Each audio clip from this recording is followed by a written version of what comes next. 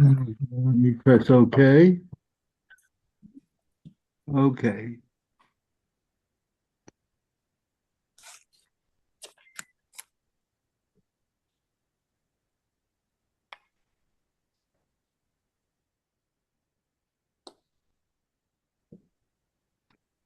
How's everything in Poland there?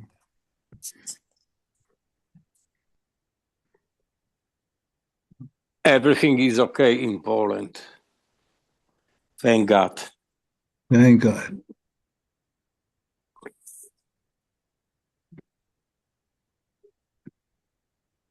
Everything is okay. I spent a very beautiful Shabbos with the Shamrai Torah mission. Okay, we can start, Sam. It's 9. Okay. Good morning, all of you. Uh, I'm gonna kind of stick for a point to the theme that I've had the last I guess 3 weeks about the American experience, or you could call it the American. And I'm going to finish because next week is with a personal note on Tisha B'av. Uh, so what happened? We go back to July 4th, 1776, and the Continental Congress has actually it had been done a couple of days before, but it's all announced on July 4th. And they decide that now that they're a nation, they need to have a seal of the nation. So they formed a committee, as they did, and the committee was almost the same committee that wrote the Declaration. Almost about the same people were on it: Franklin, Jefferson, and Adams. And the two seals that are the most interesting, that I've had, the only one that I've actually seen any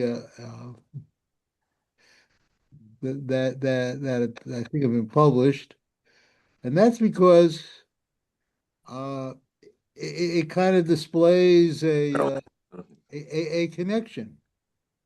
It was a connection with the with our story, with our Bible, what they call the Hebrew Bible and the stories, and the way it's written in. This is my source. If this you could see it, put it up here. A lot of my stuff that I've given you in the last couple of weeks have come from here.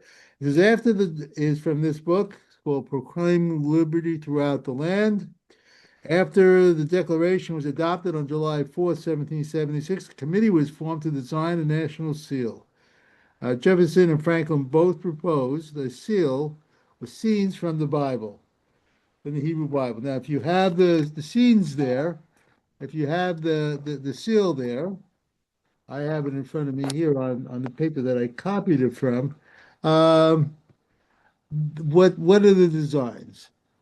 The design from Franklin.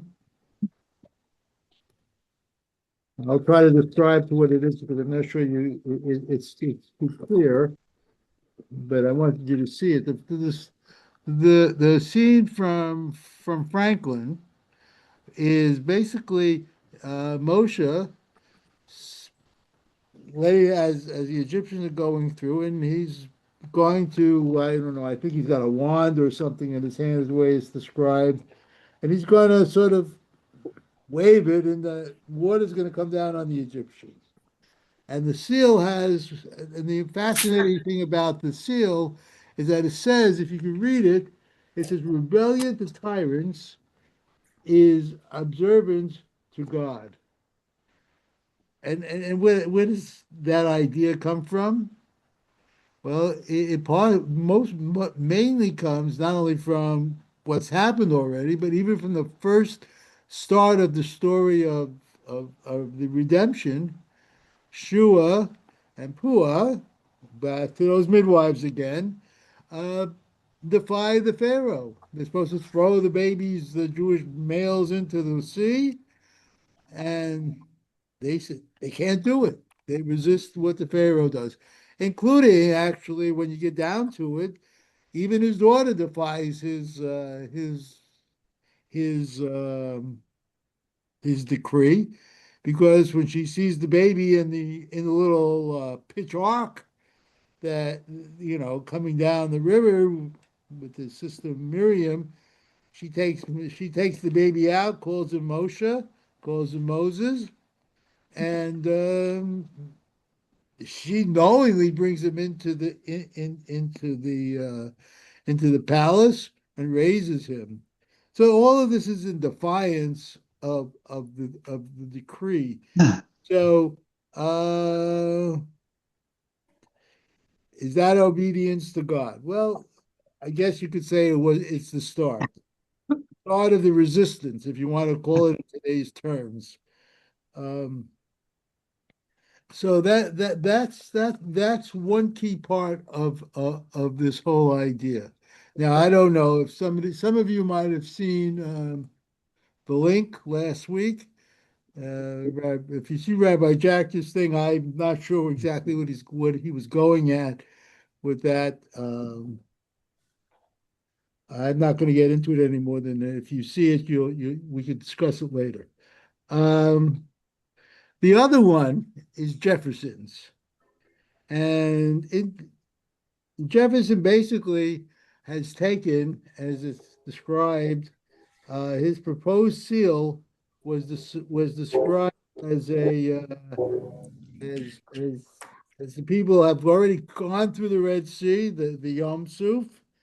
They're on the other side, and they're ready to begin the journey. And Jefferson's meaning seems to be that, and seems to be pretty much that what he's telling us is that the journey begins there as they go on. They're beginning to go on their journey to Sinai and into the desert and into Eretz Israel or Eretz Canaan at that point.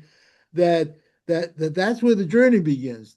Now they have to make it. In other words, they're going to get the law and they're going to have to make a society while they're in the desert.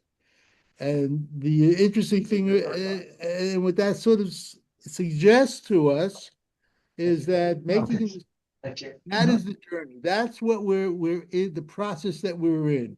In fact, in a sense, we've been in that process since then, trying to make a society, trying to develop a society. We have, as I pointed out last week, and if you look at Jewish history, we've succeeded, we failed, we've succeeded, we failed, and we're constantly in the process of doing it, of trying to do it. Now we have Eretz Israel, we have diaspora communities, and we're trying to figure out, in essence, who we are. Okay, we may know who we are, but I'm not sure where do we stand? And I think that it's a constant battle. It's building a society. So there are two basic views of the process. They're very different, but in a sense, they're not contradictory because they needed to get out of Egypt. They needed to have that thrust to get out. They needed Hashem's help to get out. But once they're out, as Jefferson is pointing out, and this is not inconsistent with his writings on freedom either, the fact that it's a process to develop a society, as you can see from some of the things that happened during as he was president and after he's president, as America changes and develops into a nation. And the same thing happens when we get similar thing happens as we get into Eretz Canaan, as Yehoshua sort of conquers the land. They conquer the land, and then about 400 years, and then it changes again. They develop into a monarchy. They see how that's going to work. Of course, neither neither design has actually been was chosen. I think the one, if you take out a dollar bill and you see in the back, they have some of the bills, they have the seal with the pyramid with the eye on top. Whatever that means, I don't know. Never figured that out. Uh, uh, so anyway, and sort of in a personal note to this, there's a journey here that he talks that Franklin that both of the ideas represent, and the reason why I'm going to go back to this original essay that I saw had to do with Pesach. It was a Pesach essay, and how is that? And I'll tell you how I kind of relate to that in a different sort of way. But the idea of the Pesach. Um, the supernatural idea or that I don't know if it's supernatural, but the idea of Hashem intervening in Egypt, especially when he gets on the plague for the 10th day. What do we call Pesach? Well, what is Pesach? Pesach is on the 14th of Nisan, uh, is when the destroyer, I guess you could call it, uh, hovers. I guess he hovers over the land, and he goes from house to house. He doesn't really need to know who to do very much. They put the blood on the thing, but for 9 plagues before, he's known who's who, who the Jews are and who the Egyptians are. Now, on this day, Destroyer goes along and he does his thing, and that's sort of the idea of the supernatural of God taking care of the Jewish people, uh, and then the other name for Pesach is Chag HaMatzot, which is basically, according to, and these ideas come from Rabbi Meir Soloveitchik, this whole idea of Chag HaMatzot and being in the thing is part of the journey, living with the matzah before, taking it out, and it's the whole idea of that's what we ate when we were there, that's what we ate when we got out, because that's all we had. Um, so this whole idea of the Chag is a very fascinating idea that the whole idea of our freedom. How does our freedom work? Freedom to be. Um, um, what is the freedom? Okay, and so if you ask yourself, once we're out and once we're sort of in the Jefferson's thing that we're supposed to be building our society, what is the freedom? What is the freedom that we've received at that point in the story? What is it? Are we just? I mean, I recently saw the Ten Commandments movie, and there's a two people. Moses is coming down the mountain with the tablets, and he sees two people sinning. I guess you might say openly, a man and a woman, and he goes, "I'm free. I could do what I want." That's what he tells Moses. And Moses, Charlton Heston, points to the tablets and he says, "No, freedom is doing what's in this. We're free. Our freedom comes with, I guess the word he would use is responsibility. We have a responsibility on how we are a free people. What are we supposed to do to be a free people or to stay a free people?" And you hear it often, even today. They gave us a republic, and are we going to keep it?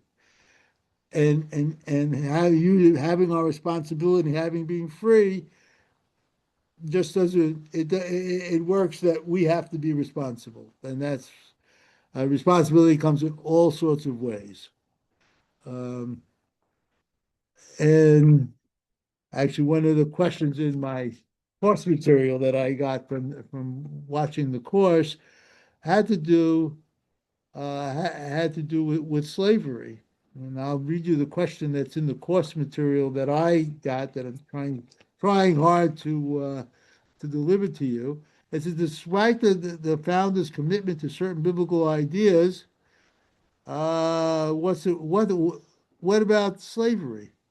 What are the views of slavery that are important in this idea under as the new constitution that they would make? Uh, because yes, we got out of Egypt and we became a free people, but once we got to Sinai, we get the Aseret Divros, and the next parsha is Mishpatim. The first mitzvah in Mishpatim, and I think we've discussed it. I know I've discussed it here. Has to do with the Eved Ivri, slavery. There's a form of slavery built into the into the Torah. Okay. In fact, we know that we can own. We have an Eved Ivri, and we can have a Gentile, an Eved Kenani. What does the Bible's complex system of indentured servitude enable Americans? Now, how were the American founders influenced by this whole idea that was in the Torah, built into our Torah, into actually Gemaras are written on this whole subject of slavery, because we know that there were many. If you were in the North, many of the preachers were abolitionists. They were against slavery. This whole concept, they were against it. But in the South, they would point to the fact of, this whole idea what Noah does with his son after he something happens to Noah from Ham, how he curses his children, or does he? Uh, it's an interesting subject because that was a divide. Southerners pointed to one, and Northerners pointed to the fact that we got through the Red Sea and we were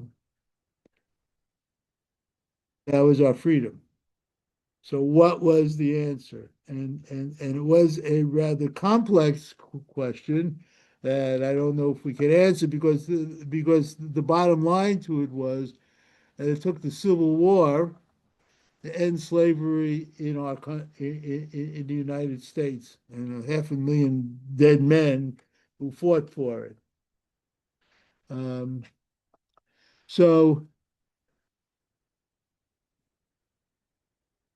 so what is a free what is I'm going to sort of ask the question, what is freedom? Freedom isn't nothing less to choose, I think was the way they put it in the song.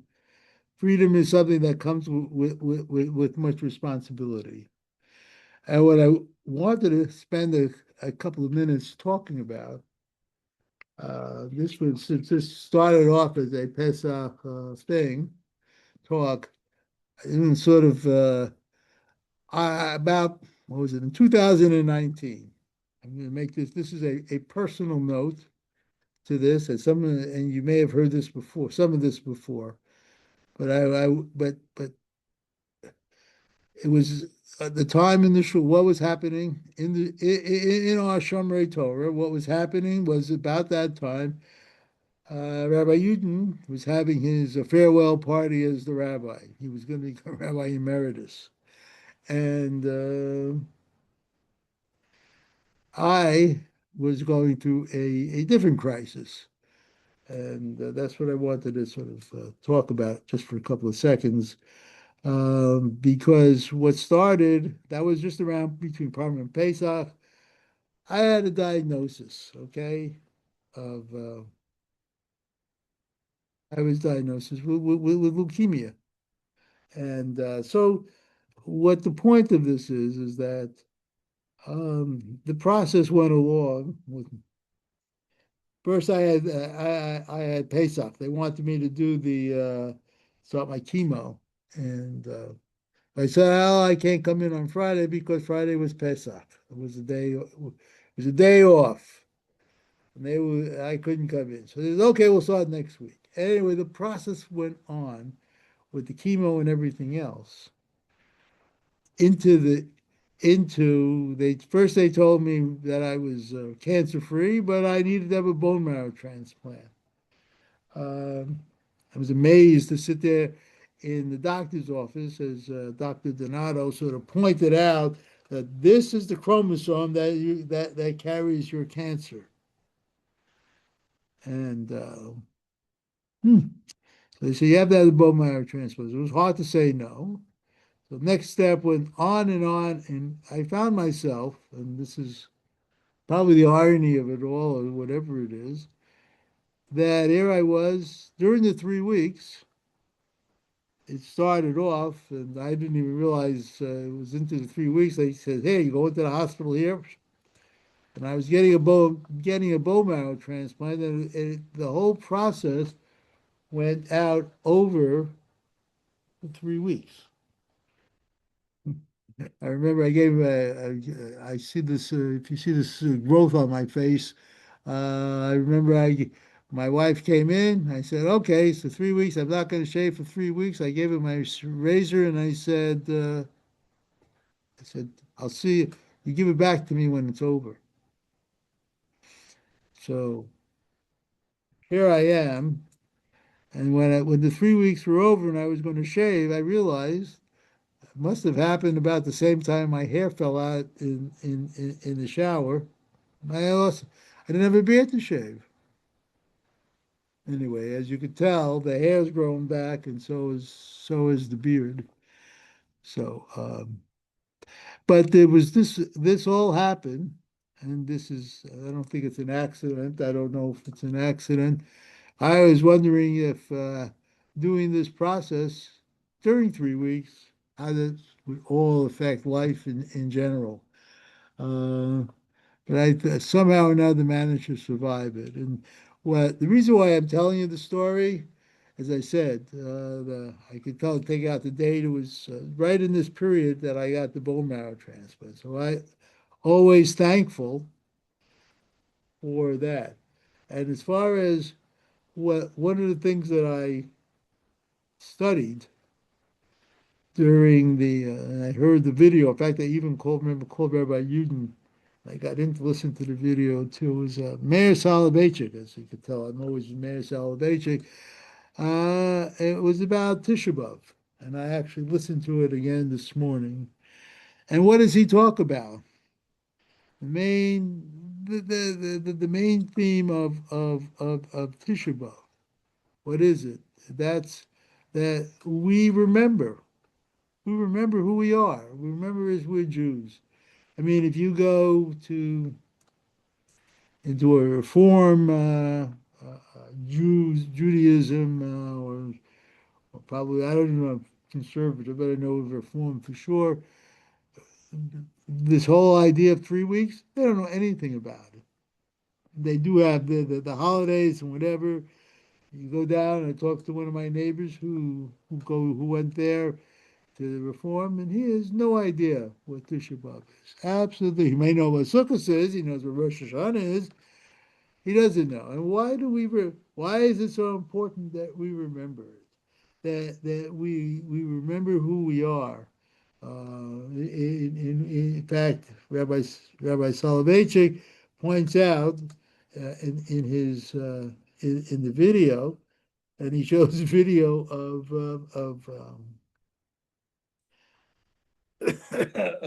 a Begin, Menachem Begin, and he talks about how Begin, when he was elected prime minister, was probably he came to the United States, and before he was going to do anything else on the day he got there, was he went to found a shul and sat on the floor for Tisha B'Av. and I think he was going to the UN, or he was going on to meet the press or something like that. But the first thing he had to do that day was Tisha B'Av, and then he had to be prime minister. And he never let those ideas, the ideas that that shape the Jew, they keep the Jew in the 20th century. What makes us a, I think the phrase I'm looking for is he makes us a modern, what makes us a modern Orthodox Jew, okay, is that we embrace modern society, but we also embrace our past. We embrace the entire story of our past, and we haven't thrown out things like Tisha B'Av because how do you mourn for a building that was destroyed 2,000 years ago and another one that was destroyed 2,500 years ago? How do you do that? But somehow the memory that's imbued in us is the key to the whole thing, key that makes us who we are. When we sort of study those Gemaras and we go deep into the Gemaras that we need to learn and whatever, sort of or even something even simpler than that. When we take out and we daven, when you daven Shachris this morning, almost all of Shachris is a reminder that you want to bring back that temple. You want you want the temple back. You want Yerushalayim to have a temple with David and justice and whatever else it is. Rabbi Yuna tell you we're going to have a king. I don't know. We're going to have a king or we're not going to have a king. Are we going to have sacrifices in the temple or aren't we going to have sacrifices in the temple? I don't know, but we want that temple back. We want to have what's there. Now, I don't know, I may have thrown three contradictions out there at one time, and I understand that. But we don't know. But that's what we're praying for every morning. In fact, if you do the Pesukei de Zimra, the first part of the Pesukei de Zimra talks about bringing back the wash basin and the whole the spices and the altar and the sacrifices. The whole thing is all there. We do it every single day. That's what we're asking for. But we get that one special day on Tisha B'Av, which is next this year is next Thursday, that we have to do. We go even further. We actually sit and we mourn the loss of the temple to bring it back because that's who we are. That's what we're expecting to come back. Why are we in diaspora? Because of what happened, what the Romans did in scattering us out. But the object is, I guess, is for us somehow to mourn the temple, to pray God, to pray to God that the Mashiach, the King, or whatever he's going to be, was going to be walking on the earth in Yerushalayim in the temple. And somehow the priests will be back in the temple. Everybody will be there. The Sanhedrin will be meeting outside the temple. That's what we're praying for. To go back. And everything we do just about is a reminder of what we had and what we're going to have.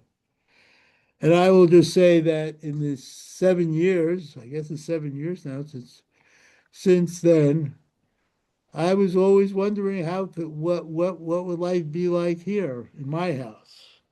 In my house. When I had one grandchild, now I have six. It's not so bad. Of course, I also got I got the two I have in California. I got a dog. I got a dog in return. She was the, but but those are things that I wouldn't have seen if not for the miracle of the modern medicine that has come along. Because I do know people who had leukemia and things similar to what I have who don't last that long, who die quickly. So I'm sitting here and You might say, I'm thankful to see it because I see what I have, what I might have been here anyway, but I see what I have. Anyway, what I want, the object of this is to remind us that Tisha B'Av is coming, that we are going to have a fast, and if you can't fast, I guess there's ways to do it, as I found out, on how to fast and not fast, or whatever you want to call it. But we're supposed to, there are things that we all can do to do it. And in fact, that's part of my my daughters of what is now it's Daughters of Moses, Daughters of Miriam, when I wrote the that we need a minion. We need six. We need at least 6 men to come, so that so that we could take out the Torah. We could do what we have to do on Tisha B'av with the Daughters of Miriam, Daughters of Moses. So anybody here who can make it there, we'd appreciate it. If not, anyway. On that note, I want to wish you all a good Shabbos for this week, and just say keep in mind where we are and who we are, and don't forget. Anyway, have a good Shabbos, everybody. Sam, Thank you, Sam. Sam. Yes, sir. Yeah, so first of all, thank you for giving the class today, number one. Number two, I'm also very happy that it's now 7 years later and you're here today to give the class. Amen. Okay, and it should be another 7 You years. too, Jay. You too, almost 7 years. Thank you. Have a good Shabbos, everyone. You have a good Good Shabbos. Shabbos. Okay. Oh, Shabbos, go. I everybody gotta stay go. healthy, stay cool, be vigilant. Oh, come on. Wear a mask if you go outside. Oh, Janusz.